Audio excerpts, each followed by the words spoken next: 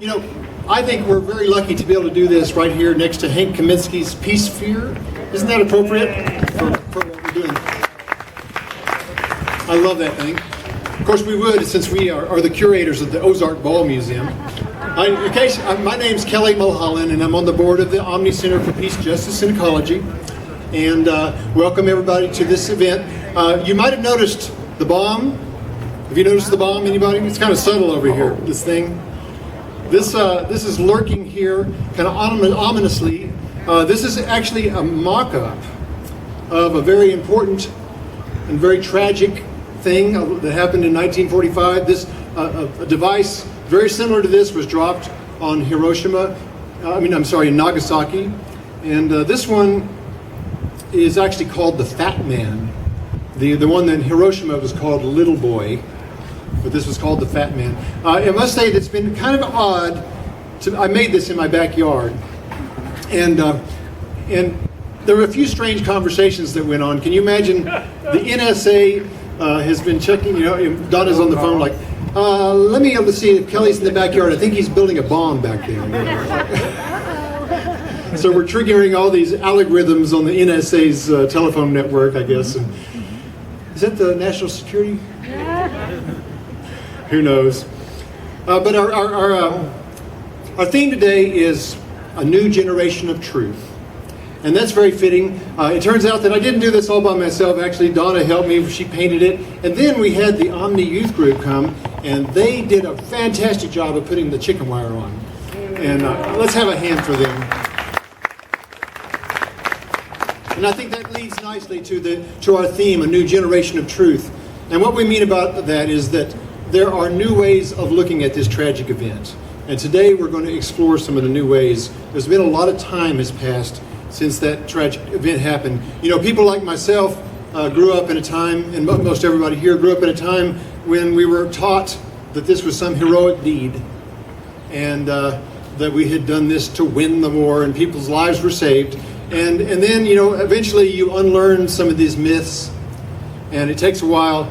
But there's a new generation that's coming that is not going to have to unlearn those myths. We're going to move beyond that.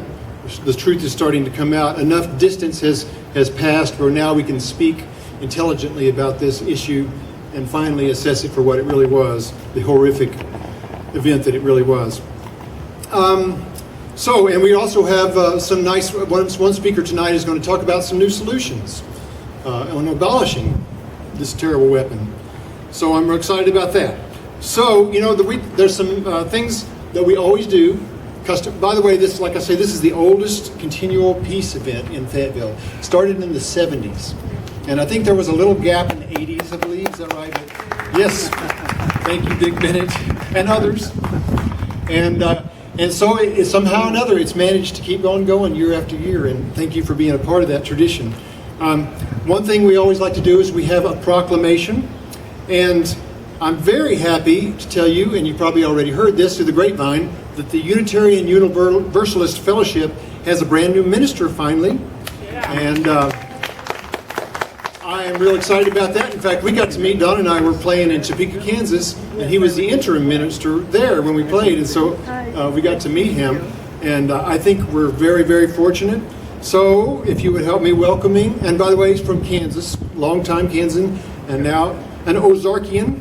Let's all welcome Reverend Jim Parrish.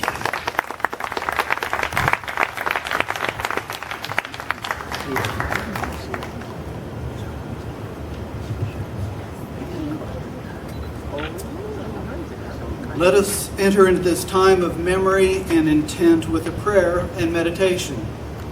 Please center, find your breath, let your breath out, and join together in an attitude of reverence. Spirit of compassion, of life and love, which goes by many names, and some hold nameless. Help us understand the fear that each one of us holds in our hearts, fear that causes or stands aside when confronted with violence. Help us have compassion for ourselves and our flaws, so that we might have compassion for the fears and flaws of others. so we might have room to be with them in those places. So we might change them as we change ourselves with the courage of love and compassion, to see humanity as one people on one lonely planet that can ill afford to let fear guide its actions. This evening, as we remember acts of nuclear violence that punctuated the horrors of this past war, let us remember that the violence of war, of fear and hatred of the other, has not left us. Not even in this hour, not even in this minute. So we take time to remember that compassion has saved and still saves hundreds and thousands of lives, even in the darkest violence of war. Compassion at the right time in the right place might have changed history. We must be ready to change history at any moment. We ask for strength and dedicate ourselves to overcoming our fears and draw upon the courage of love for ourselves, our families, our friends, our nation, and especially for those that we disagree with ultimate compassion, so that our love will have a chance to save us and the world, even in a small way, once again. And the arc of the universe is moved by our hearts and hands towards justice once more. So may it be. Amen.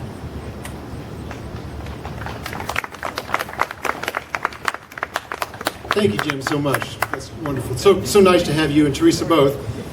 Welcome.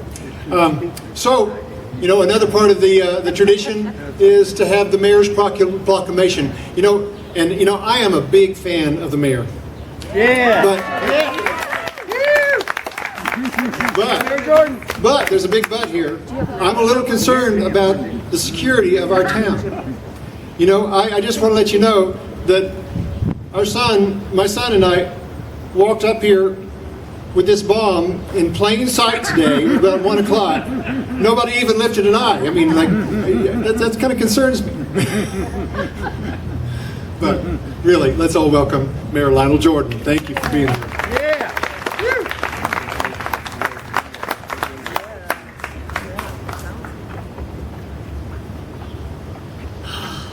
Good evening, everyone. Yeah, good evening. Well, it has been an exciting month for me.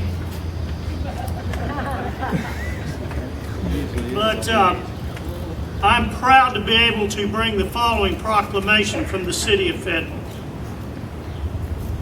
Since 1979, citizens of Fayetteville have gathered annually around the anniversary of the nuclear bombing of Hiroshima and Nagasaki to remember the loss of life and the destruction caused by wars. The proliferation of nuclear weapons and missile defense systems throughout the world costs hundreds of billions of dollars, and estimates of nuclear waste disposal costs are upwards to $50 billion. The 20th century has witnessed the development of new skills in conflict resolution, international peacekeeping, and a burgeoning human rights system, encouraging the hope that our culture can become one of promoting peace and constructive cooperation.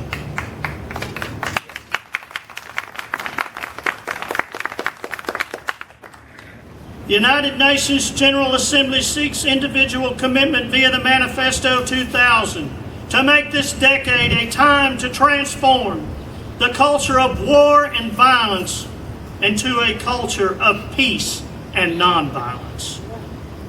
The Manifesto 2000 further states that each individual may share in his or her responsibility for the future of humanity, in particular to the children of today and tomorrow.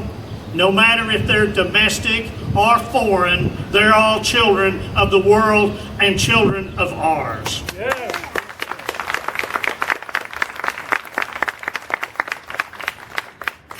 This year marks the 69th anniversary, the first bomb that was dropped on the Japanese city of Hiroshima.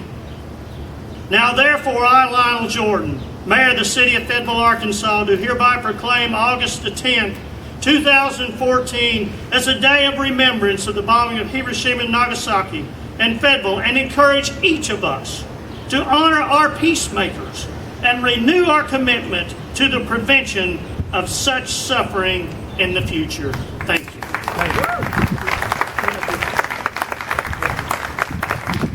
Thank you, Lionel. Fernando, could you come up, please, real quickly? I want to introduce the president of Omni. You probably have met, but you might not have, Fernando Garcia. Yeah. And Lionel, if you could just present the proclamation to our president, I would appreciate it, and we'll get it on film there. Thank you. Excellent. Thank you, Fernando. Good.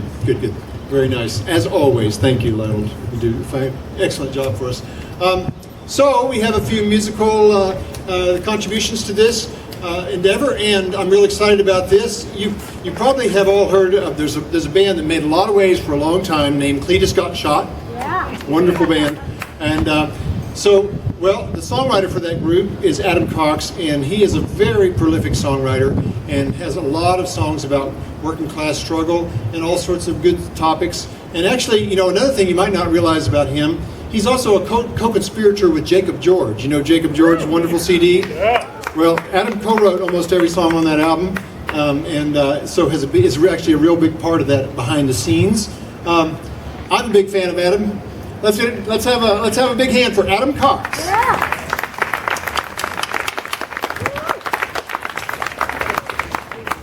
Put this on the high setting here. Yeah, there you go. Thank you guys for having me. My name's Adam Cox, just like the man said. And I am going to do a song off of Jacob's album. It's actually a song that we wrote. He came over to my house and told me the story about, bombs affect a lot of people in a lot of different ways. They obviously affect the people that they fall on, but a lot of times we don't think about how it affects the people that pull the trigger or pull the lever or push the button or make the phone call or all of the different aspects that come together to create this thing that falls on the ground. And there was a kid from Fort Smith, Arkansas that Jacob had run into one time, and he was telling him that he fought for the 188th in Fort Smith. The 188th, if you don't know, they've been kind of disbanded now. It's different. They use drones now. But before that, they used A-10s, and A-10s were bomber planes, basically. And they were in, I can't remember if they were in Afghanistan or Iraq. It doesn't matter. They were somewhere using these things. And the guy, his job was to load the ammunition and the bombs onto the plane, and the plane would take off. In the first 6 months that he was there, he worked at this base where he would load the plane full of bombs and everything. The plane would take off, come back, and most all of its ammunition would be still intact. And he just assumed that the entire war was that way. And then he got moved from that base to another base where he loaded the bombs on the plane, and the plane took off. And when it came back, there was almost no ammunition left. And it was like that day in and day out, day in and day out. And he said after being there for however long he was there, 12 months, it really started getting to him. Wondered where those bombs were being dropped and who they were being dropped on and what they were doing, So that's what this song is. Well, I fought for the 188th, packed my bags to meet my fate. Well, off I went to pay my rent. I've been a patriot since I was 8. There I was with the old fighter wing, fighting a war no one can see. 8,000 pounds of bombs and rounds, we'll load it all up as we all sing. Hey ho, well, here we go, load 'em up and watch 'em go. I said, well, hey ho, well, here we go, load 'em up and watch 'em go. Well, after 12 long months of war, I got home to do my chores.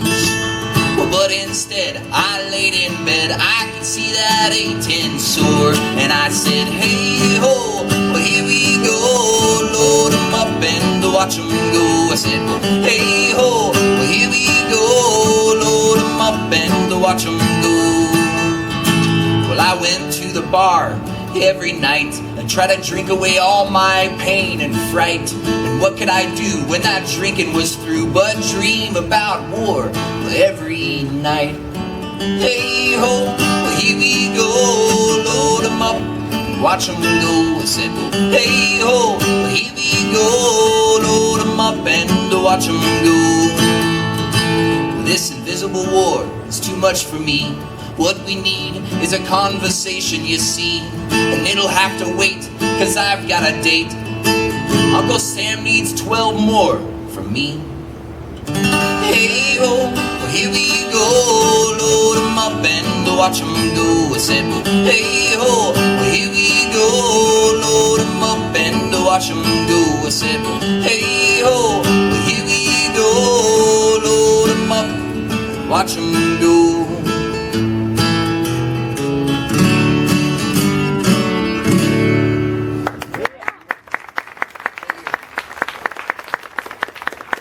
Also, I just wanted to say real quick, I'm coming back anyways. I could have said it the next time, but I'm just going to say it now. That was a beautiful proclamation, by the way. I know we were all thinking it. I'm just going to say it. Thank you. That's right. That's right. I needed saying. Very good. Well, you know, one very important component of this event is the reading of names. And so this is a very sweet thing. We have two people to help us read names. We have Lauren Hawkins, who is actually a board member of Omni. Lauren, why don't you come up here? And we also have John Rule. You might know John Rule because he's a poet. He's also a movie star, right? Right. You might have seen Witch Hazel Advent. His granddaughter did a wonderful movie, and he doesn't like it when I make this a big fuss about him. And he was original board member. Oh, yeah, thank you. That's good. And Donna, my lovely wife, is going to ring the bell for this. And let me get these up in position for you guys.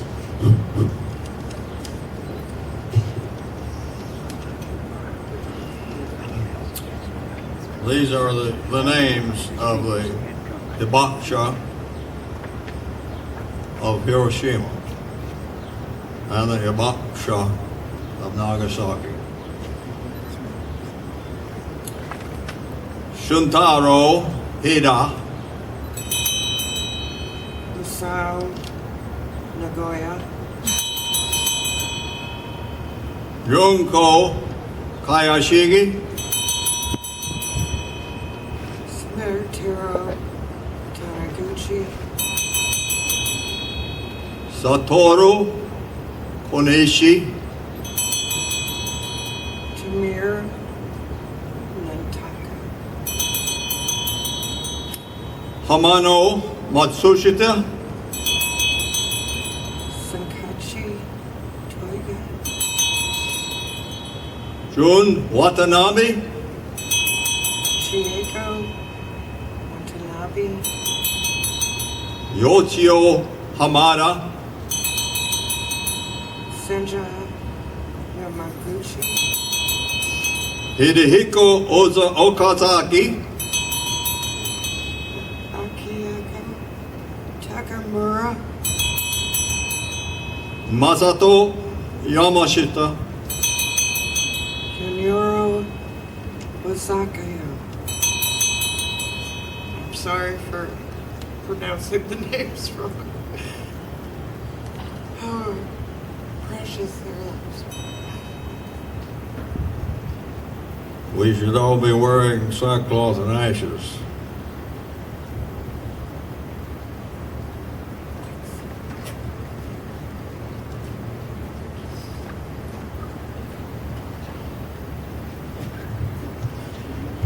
That kind of makes it feel a little more real, doesn't it? It's a powerful thing. Thank you very much.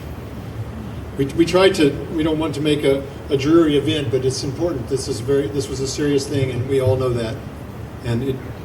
But nevertheless, we're going to bring it back up a little bit with another song, and And I have Adam. Adam is going to do another song, and I believe actually probably get you singing along as well. So take us back to another space.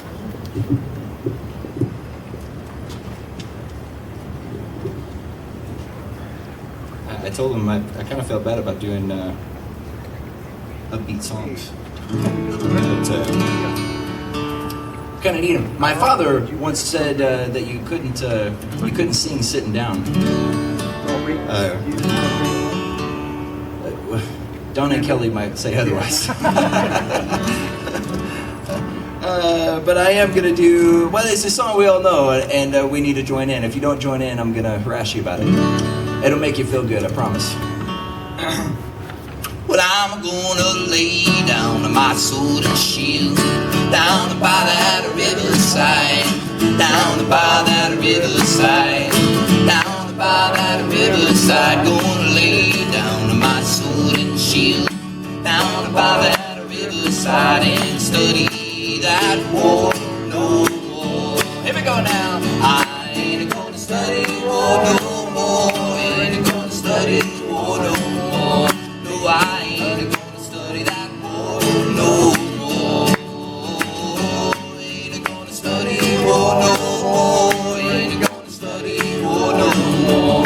No, I ain't gonna study that war no more. And I'm gonna lay down my burden down by that riverside. Oh Lord, by that riverside. I said by that riverside, gonna lay down my burdens down by that riverside and study that war no more. All right, let me hear you now. Ain't gonna study war no more. Ain't gonna study war no more.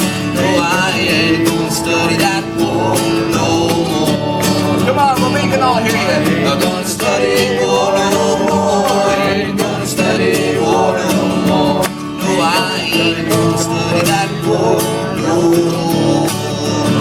And I'm gonna shake hands with every man down by that riverside. I said by that riverside. Oh Lord, by that riverside. Gonna shake hands with every man down by that riverside and study that war no more. I ain't gonna study war no more. Ain't gonna study war no more. No, I ain't gonna study that war no more. Ain't gonna study war no more. Ain't gonna study war no more. No, I ain't gonna study that war no more. All right, here's the deal. So we still got a lot of folks out there that say like, that's exactly what you look like. And here's the deal. You know what I mean? There's something to be said when you sing together. When you sing together, you can move mountains, man. So if you don't mind, sing with me.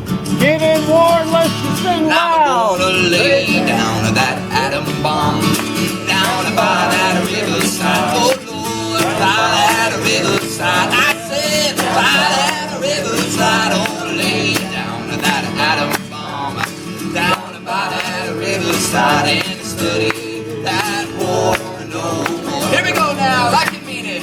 Ain't gonna study war no more.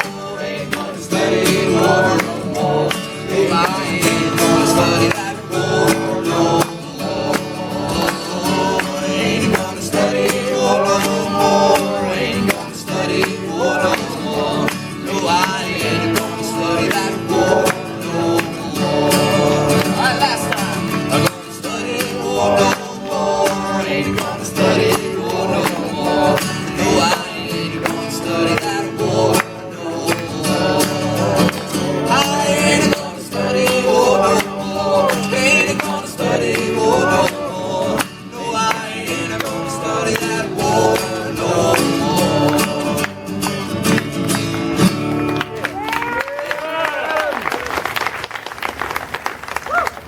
Nice job. Woody Guthrie.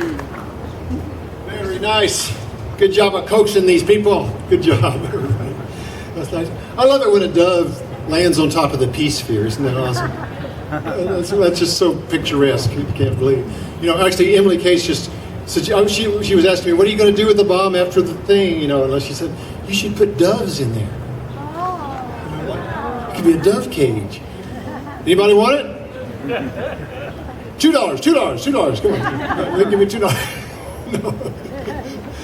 Oh, by the way, I didn't mention one thing. This is the Fat Man replica. It's actually 2/3 size. If it was the real deal, it would be 3 meters tall, so about 9 foot. It'd be quite a bit bigger. But that just to give you an idea of what we're talking about.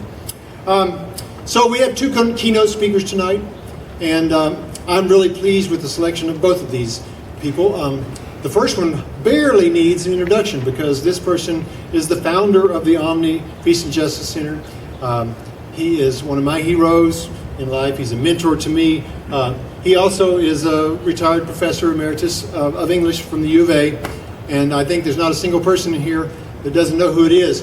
Now, he's going to speak about a very important thing, and that is, in recent years, as I mentioned when I first started, there's been a lot of new ways of thinking. A lot of scholarship has taken place in recent years about this issue, whether it was justified.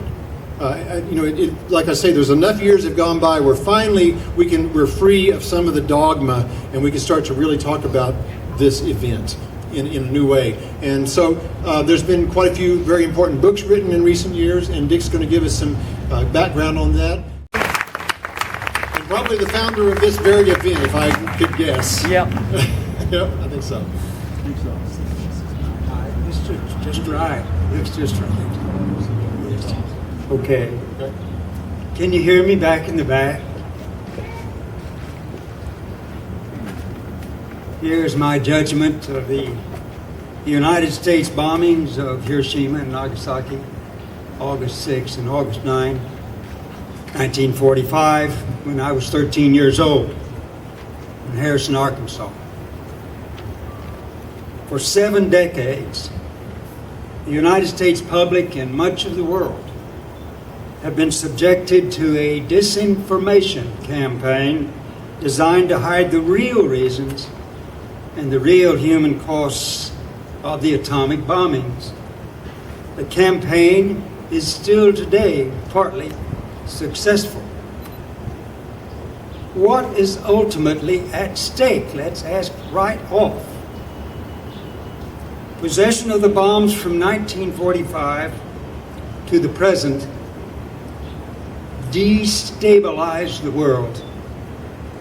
Ever since Hiroshima and Nagasaki, the United States has employed nuclear weapons as the center of its strategy for maintaining global domination. United States leaders have repeatedly used the threat to use nuclear weapons to achieve United States interests. In response, country after country, beginning with the Soviet Union, has built its own nuclear arsenals. Nuclear weapons of all kinds abound today.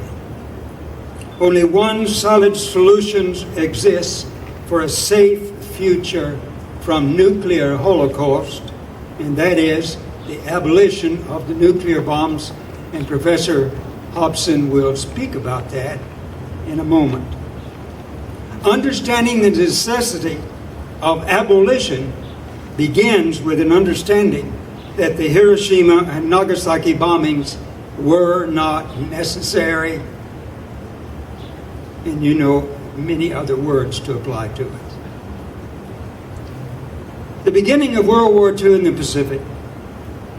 In the United States, the bombings are still widely seen as a decision of last resort against an enemy that in 1941, as I recall, stabbed the United States in the back from the bombing of Pearl Harbor. It was said every day in my hometown.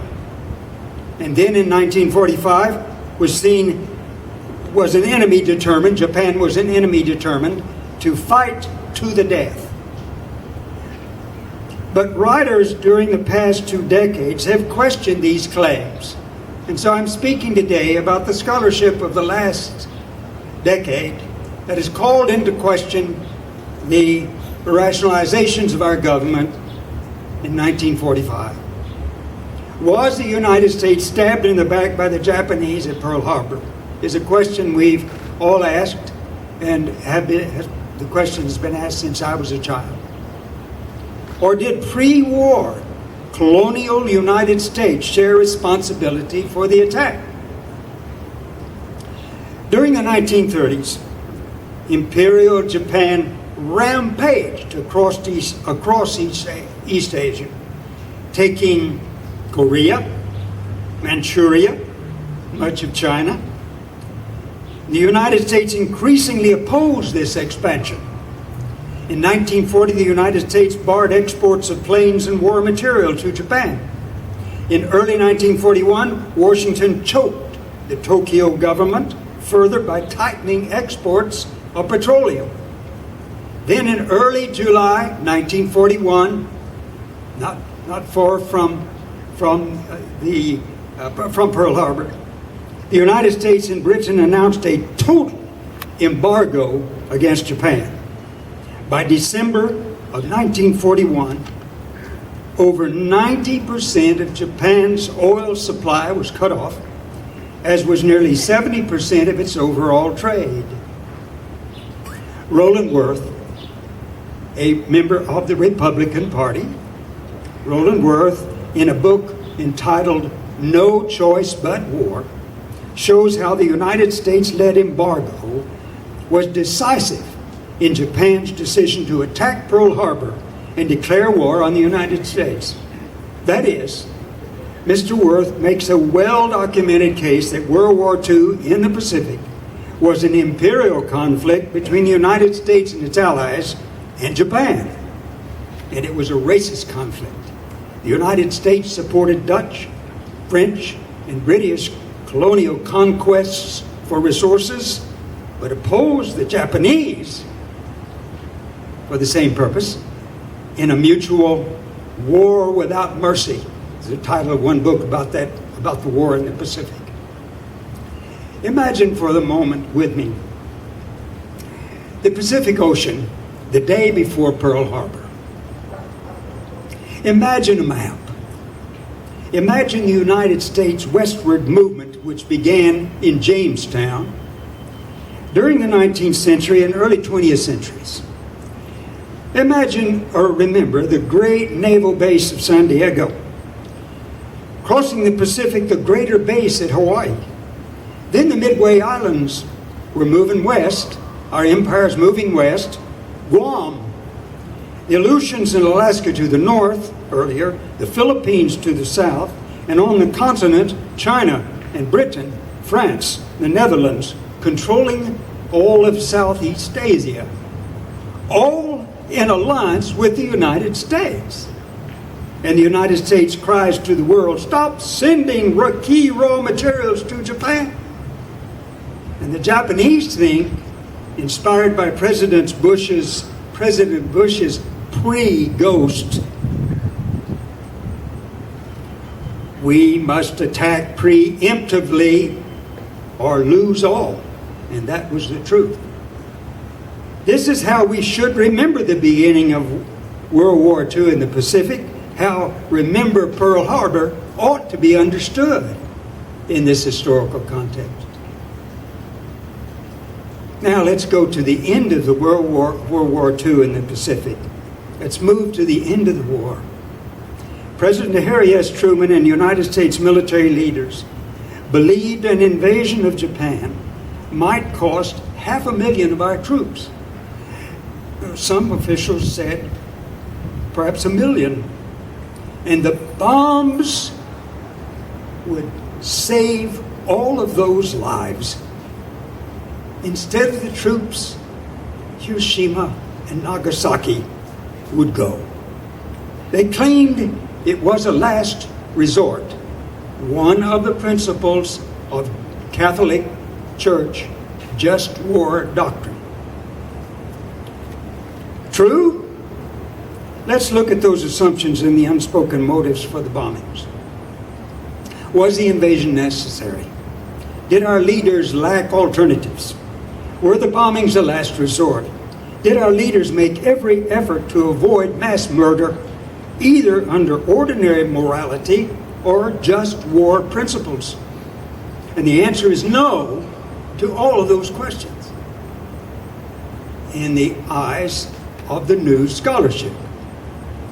No good reasons support the bombings, while 6 facts about our leaders explain how indefensible was the slaughter. Demonstration of that bombs were never tried. Racism was pervasive in policy and process. Revenge inseparable from the heartbeats of their leaders. Absolute, unconditional surrender was demanded.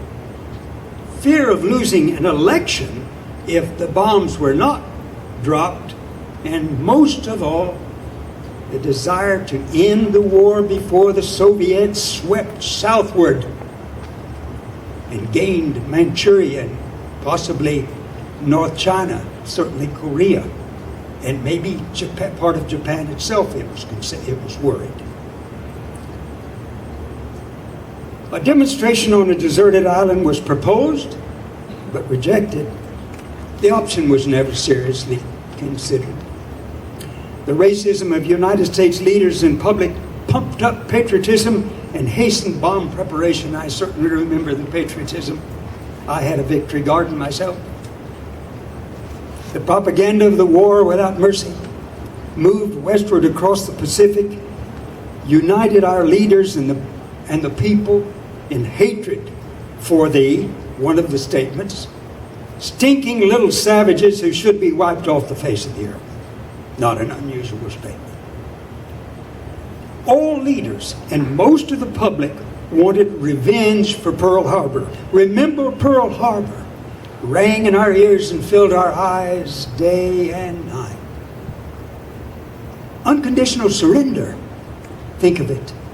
The big three leaders demanded absolute surrender.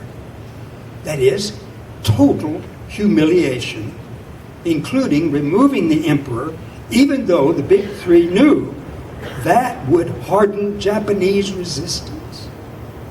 And then after Japan's defeat, they accepted the emperor. This is point number 5. Leaders felt the spending of $1 trillion for the Manhattan Project, building the bombs, had to be justified by their use or they would not be reelected. How could we spend that much money for nothing? They worried. Finally, the most important flaw in the United States defense of the mass murder of the innocent people of Hiroshima and Nagasaki relates to the Soviet Union. This is when this Cold War began. Truman, his cabinet, his military officers wanted to warn the Soviet Union to beware U.S. power and not to expand. They could see them, they thought, taking over all of Asia.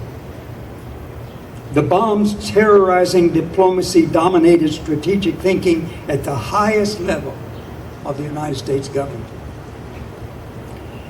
The official United States rationalization for this Holocaust, the civilians of Hiroshima and Nagasaki had to be sacrificed to save our troops, is partly true, but only if all other considerations are erased, which I've just summarized. 2 civilian cities were incinerated out of contempt for Asian humanity to fulfill a revengeful doctrine of total surrender, humiliate the treacherous and vicious Japs, as we call them, avoid public criticism, and intimidate the Soviet Union and all nations of the world for United States supremacy, a process, a policy that continues today. My conclusion. After August 6 and 9, the United States soon expanded the atomic into the hydrogen bomb at the expense of the Marshall Islanders, and the bomb innovations, proliferations, and militarization of society continue today. It is a sobering reality on this grave evening for us to remember. But it's not a hopeless reality. My favorite novelist, Thomas Hardy, in the 19th century, wrote a poem in which he wrote that if you and I seek a better world, we must first look at reality's worst, not evade or deny the truth. Out of that reality has risen the movement to abolish nuclear weapons, and I trust your presence here tonight. Thank you very much.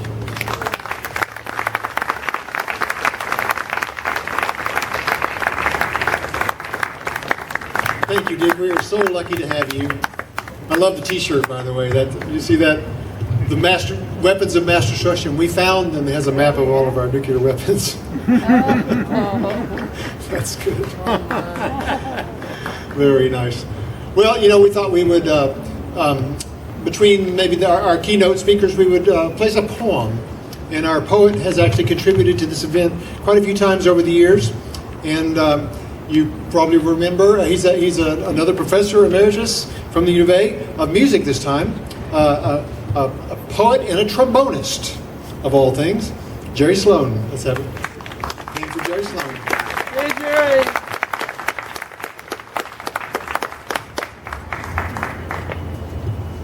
Thank you, Kelly. We invoke the language arts to help us better understand the human condition in song and verse. I think I was invited on the strength of my last published collection, which is called Paper Lanterns, which was framing a ceremony that they have annually at the Peace Park in Hiroshima, where they put inscriptions on paper lanterns at sunset and float them down the river. And I use that metaphor hopefully for the poems in that collection, and also for the people in my life that sort of light our way through the darkness. So rather than read from that collection, which some of you own and have heard before, I decided to read some new work instead. And because the poems begin with a quote from W.H. Auden, the great British poet, I would like to go ahead and read the last 22 lines of his famous poem, September the 1st, 1939, which in some ways is prophetic of the horrors of World War II.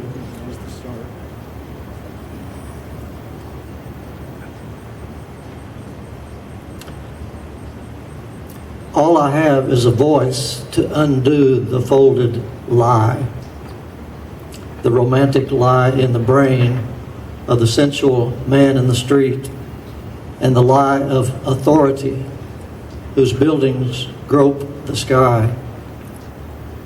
There is no such thing as the state, and no one exists alone. Hunger allows no choice to the citizen or the police. We must love one another or die. Defenseless under the night, our world in stupor lies, yet dotted everywhere, ironic points of light flash out wherever the just exchange their messages. May I, composed like them, of arrows and of dust, beleaguered by the same negation and despair, show an affirming flame. I'm not the first to read that poem at an Omni event. My friend John Rule has also read it.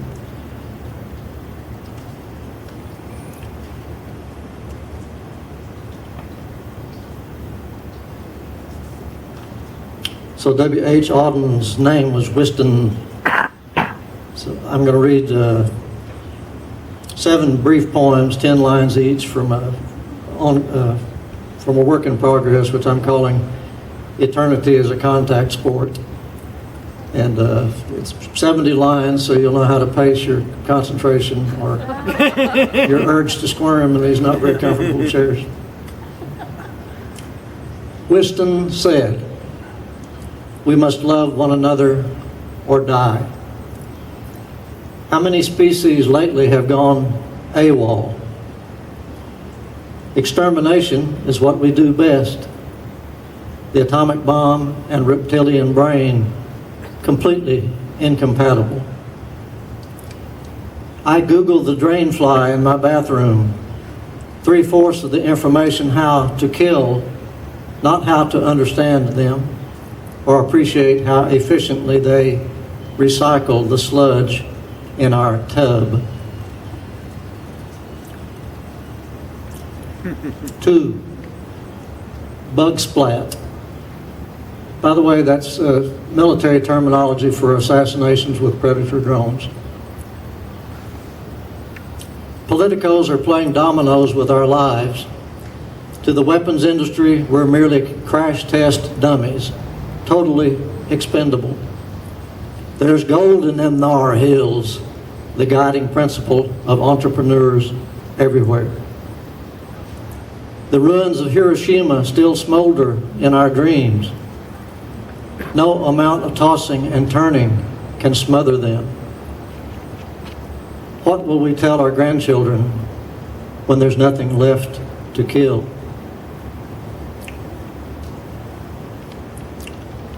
3, Satsuma. Oranges.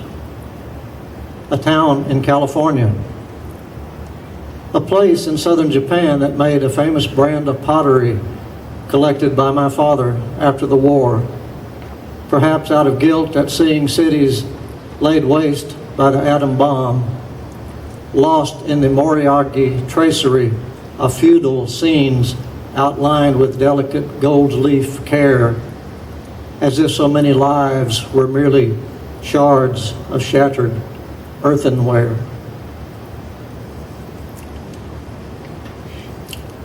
Memorial Day.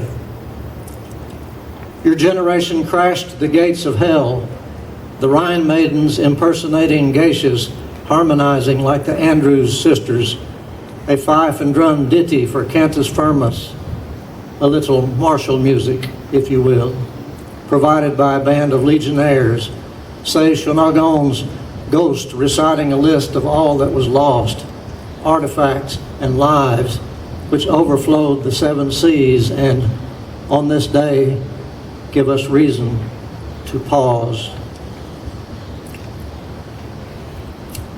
6 August 1945. By the way, I don't remember this date, but I was only a gleam in my father's eye, but my father was, as a sailor in the United States Navy, was present at Hiroshima and Nagasaki within days of the bombing, and also stayed in that region for the 2 tests that they did at the Bikini Atoll 2 months later. And in case you haven't connected the dots, that's why we have Marshallese neighbors in Springdale, just a few miles north. 6 August 1945. For the first time in history, man usurped God's prerogative to wipe the planet clean, snuff out his creation in a twinkling.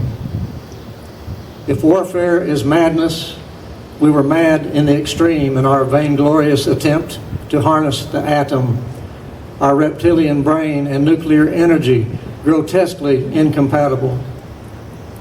Mythology fails us, who pulled back the veil, lifted the lid to Pandora's box, releasing the genie from its damnable lamp, which left silhouettes in cement. Words fail us, proverbial ostriches, heads helplessly buried in the sand, when reality exceeds our ability to disbelieve, paralyzes our will to take those impossibly difficult steps toward disarmament. Floating world. When it came time for Makiko to go, she turned to us before boarding the bus and uttered, It is raining in my heart, which may have been a Japanese cliche, but seemed more poetic than anything I could say then or now. And whither today exchange students with names ending in "co," swallowed by the workday world of jobs and motherhood, whose passage left indelible footprints then and now. The last poem is the title poem of the collection I'm working on. Working title, Eternity as a Contact Sport. In the early August heat, a chickadee is so thirsty it settles for a drink in the drip pan of my begonias.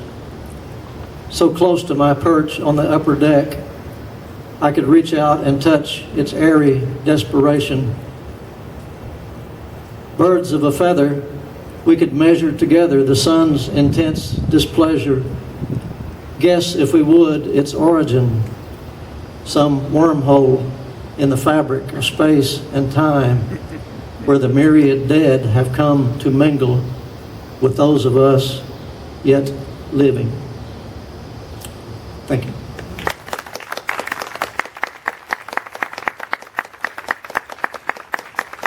Thank you, Jerry, very much. Okay, well, we have another keynote speaker, and another keynote speaker I probably don't really have to introduce because everybody here, it's kind of a household name if you read the newspaper. But another professor emeritus from the university, this time of physics, and the author of many books, and a tireless speaker of peace and justice to all of us.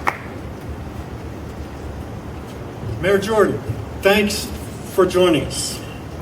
We're blessed here in Fayetteville to have a mayor who is interested in such things, and I really know you are. I've seen you at the global warming book clubs and stuff.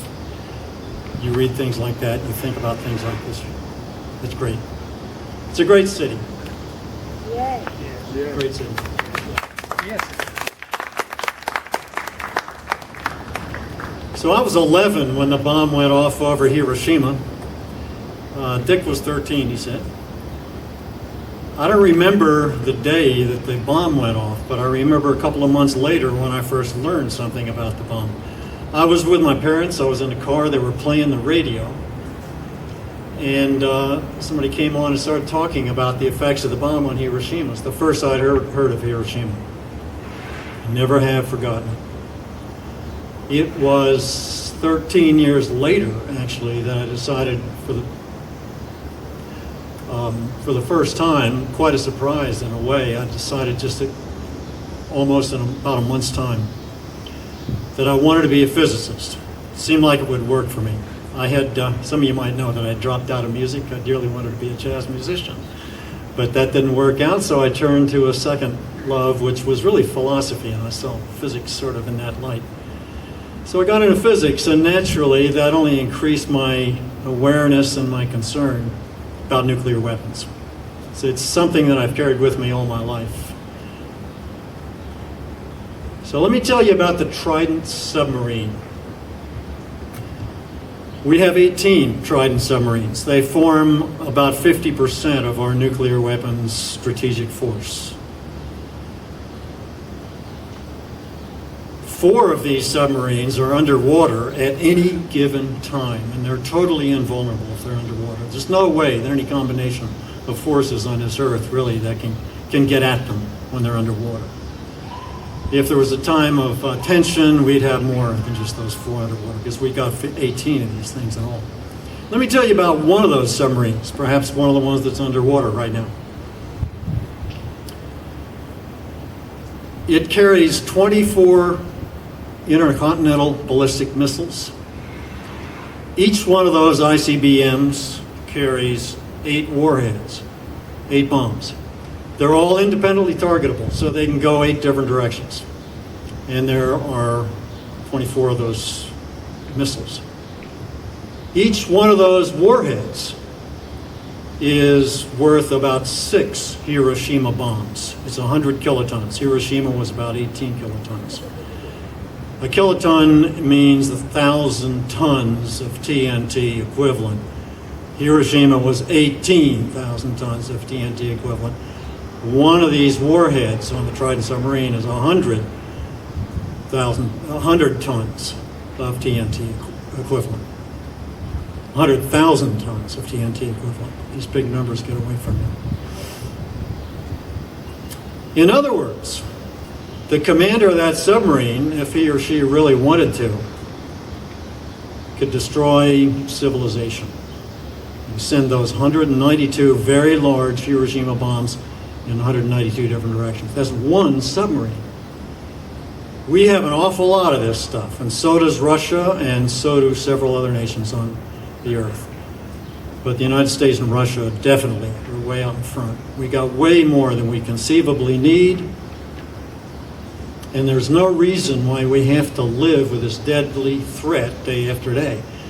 We should and we need to get to zero. It's probably a ways off, but we should and we need to get to zero. This is not pie in the sky. Conservatives and liberals alike say the same thing. George C. Shultz and Henry Kissinger, for example, a couple of conservatives, secretaries of state and strategic advisors to President Reagan, to President Nixon, to George H.W. Bush. They say we should get to zero, and we can get to zero. There's a famous statement from them and two other Democratic former secretaries of state that calls for zero nuclear weapons. It really can happen, so it's not pie in the sky. It's not just some liberal dream. That would be a good thing, but it's more than that. It really can happen, and everybody who thinks about it, I think, agrees with that. In 2009, President Obama and then President Medvedev of the Soviet Union agreed that the goal was to work towards zero nuclear weapons. There's a statement to that effect, big statement. So the leaders of the world really think we can get there. This is not just some dream. It can't happen. The theme of this gathering is New Thinking for a New Generation. What I'd like us new thinkers to do is get active. Yes, think freshly, think rationally, think through these things, and get active. Do something about it. For instance, go to the website of the Union of Concerned Scientists. It's a well-known group, the UCS. Just Google on them, you'll find them. And click on nuclear weapons. You'll find that they discuss several different nuclear weapons issues.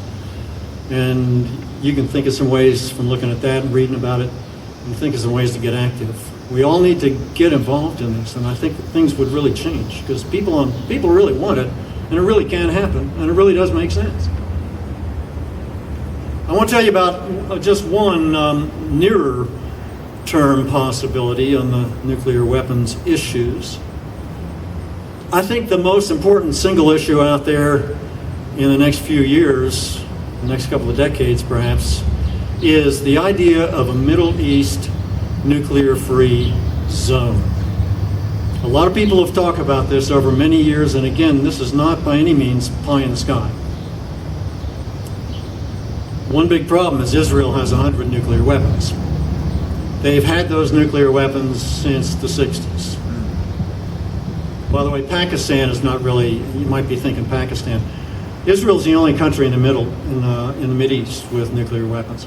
Pakistan is off in South Asia, not part of the Middle East, really. And they also can't reach Israel or the rest of the Middle East with their nuclear weapons. They don't have the range. So Israel becomes a problem, and I can tell you the rest of the nations in the Middle East are not happy about this unequal situation. It's unbalanced and it's unstable. And it's not going to stay that way for long. My guess is that Iran really has been trying to get nuclear weapons in the past, at least. I'm not sure they are anymore. And I dearly hope there's an agreement with Iran to at least slow down whatever they're doing and to have UN inspections. I'm not at all sure that they're really trying for it, really. It's not that clear if you look at the details. But some country over there is going to get nuclear weapons other than Israel. Or else they're going to get so close that Israel is going to attack them before they can get them. This is close to happening with Iran. Whether Iran actually is getting them or not is close to happening. That attack from Israel is close to happening. In other words, nuclear war could break out in the Middle East quite easily. Or a war over nuclear weapons could break out in the Middle East very easily. Everybody realizes this. The Middle Eastern nations talk about it all the time. When Americans go over there, they hear the Middle East nations talk about this all the time. It's not a stable situation, and it's not going to stay that way. The only solution that's stable is a Middle East nuclear-free zone. You got to get rid of all of them, including Israel's, in the Middle East, before you're really going to settle the nuclear issue in the Middle East. Otherwise, it continues to be unstable. Well, it's doable. Let me give you some reasons why it is doable. Ayatollah Khomeini, I think that's it, called for this in 2012, called for a Mideast nuclear-free zone, including Iran, of course, and including Israel, of course. The United Nations Non-Proliferation Treaties, 189 nations, including the U.S., called for a nuclear-free Mideastern zone. They called for a conference.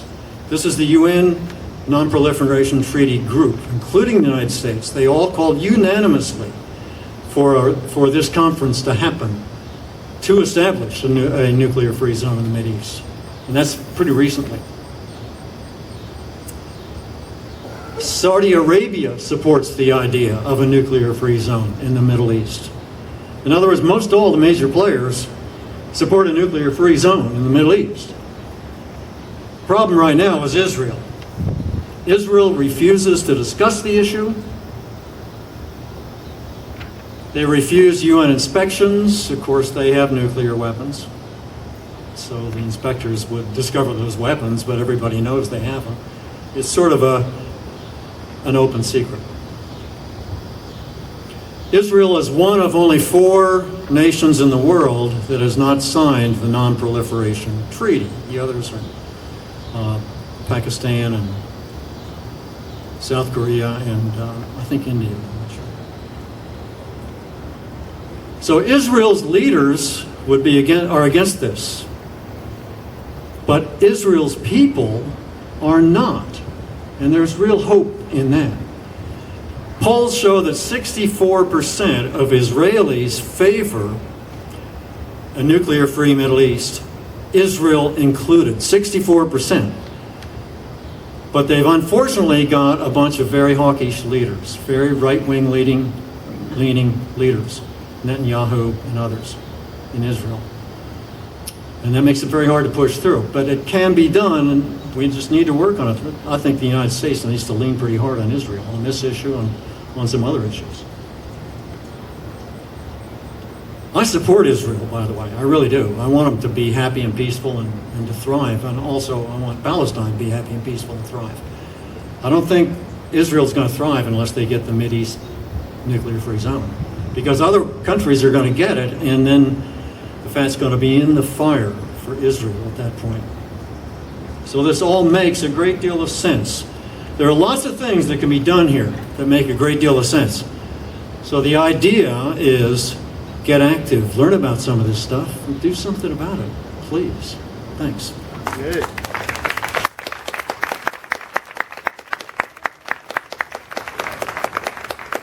Thank you, Art. Very nicely said. Okay, well, we are almost done. We have a culminating event of sorts. Actually, the structure's about to fall into pieces here. You notice the flowers down here. These were the result of Tricycle Farm, and also Kathy and Georgia back there helped gather flowers. It's not easy to find flowers this time of the year, as you might guess. And we're also going to get some help from the Omni youth that are here. And I'm a little bit in the dark exactly how this is going to go. But you know, we lost, Don, I'm going to need you if you can get your mandolin. We lost a great folk singer, great peacemaker this year, Pete Seeger, of course. And And so we're going to actually sing a Pete Seeger song that's very appropriate for this moment. You know, let me back up a little bit. Art and, you know, I know one of Art Hobson's main issues really in his world is climate change. And it's actually all of our main issue. I'm going to take liberty here and mention a very important event that's coming up, okay? Somehow or another, some folks in this town, namely Edward Hatemonich, have figured out how to coordinate a bus to go to New York City for the big climate change conference or protest in September. And if I'm right, Edward, is it the 19th of September when the bus leaves? So I'm just going to throw that out there. Edward, could you stand up so anybody who wants to find out about this can talk to Edward after the event? And there's going to be some fundraising events, and you'll hear about it. But I just want you to know this is an option. You can actually take a bus. So what's happening is these young people are handing out flowers, and we are going to transform this bomb into a flowering bomb, symbolically to show this transformation. And Don and I are going to sing a song while you do that. Now, two things are going to happen. First of all, in a minute, I'm going to ask you all to stand up, and you will file in and around the bomb and place your bomb in your flower in the bomb. Excuse me. We get the idea. You get the idea, don't you? And Don and I are going to sing the Pete Seeger song, which is called "The Flowers of Peace," very appropriately. And there's plenty of flowers. There's extra flowers if you need more. Let's keep it going and fill it up. And secondly, after that, we're going to sing a chant. So when you finish with your flower, you might just kind of stand in this vicinity, and we're going to sing a chant. And this is a chant that Don and I wrote together while we were inside of that ball. I kid you not. And before Hank had it delivered, he gave us the ability to actually go in the hatch in the bottom, and we went in there and played music for about an hour or two, and we wrote a chant. And the chant's lyrics are very simple. In fact, they're written all over the sphere. It says, "May peace prevail on earth in all the languages of the world." We're going to sing in English. And by the way, I also want to thank the Kaminskis for the peace crane, which is a very important part of the tradition here. Thank you very much. Let's have a hand for that. I do appreciate that. It's been many years hanging in there. So everybody's going to get flowers, and then you can start drifting up here and circling, and we'll sing a song. And then, like I say, we'll go straight into the chant. And I want you to try to sing along with the chant. It's very, very simple. And it's like I say, the lyrics are just "May peace prevail on earth." Not too difficult. I need to get my guitar. Hold on just a minute. Gladys, am I forgetting anything?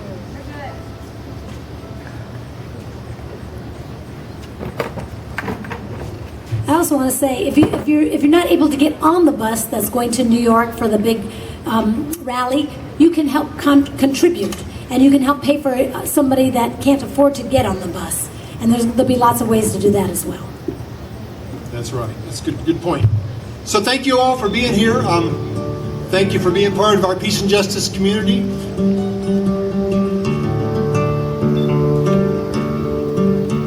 It's a very beautiful song by Pete Seeger. Y'all come forward now and put flowers on it. I bet some of you all were at the Pete Seeger tribute that Adam Cox organized. That was a wonderful event. Oh, summertime is coming, and the leaves are sweet returning, but the flowers of peace, it's for them I'm really yearning. Will they bloom, ever bloom? Will they bloom in the springtime? Oh, those flowers of peace, when the world should be singing, will they bloom, ever bloom? I built my love a bower by a clear and crystal river, but the thing my heart desires is a thing I cannot give.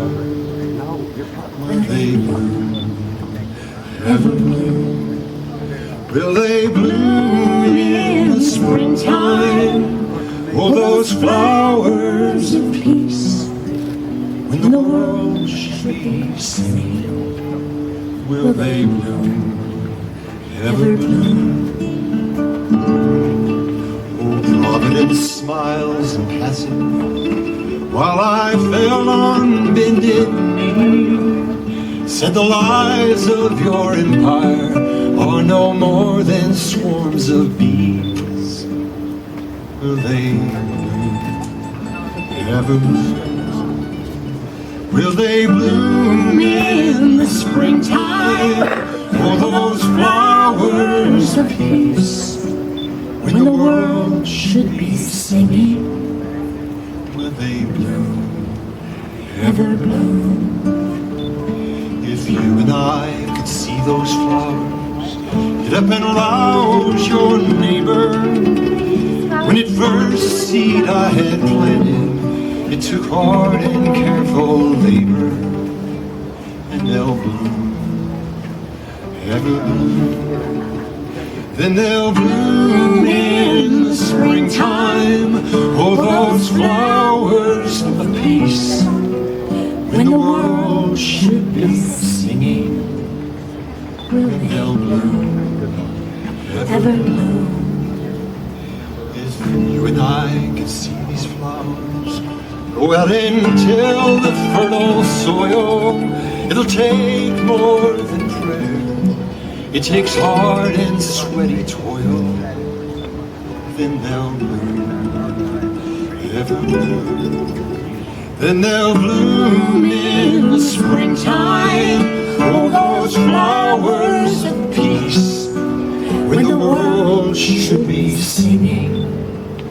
Then they'll bloom, ever bloom. Then they'll bloom in the springtime. Oh, those flowers of peace, when the world should be singing. Then they'll bloom, ever bloom.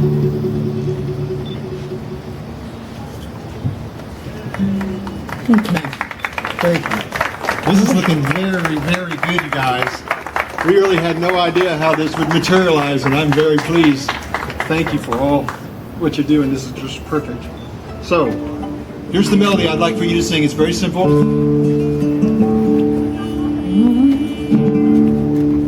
May peace prevail on earth, on earth. May peace prevail on earth, on earth. Now, just like Adam said, everyone together. I hear you. You're doing good. May peace prevail on earth, on earth. May peace prevail on earth, on earth. Okay, here we go. Are you ready?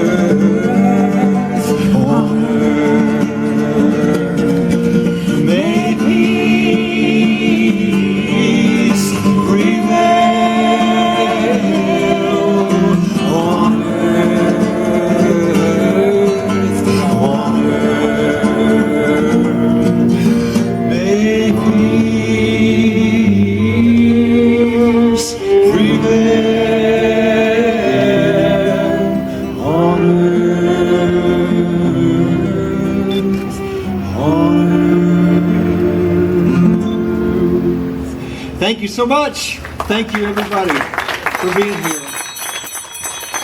May peace prevail on earth. Thank you.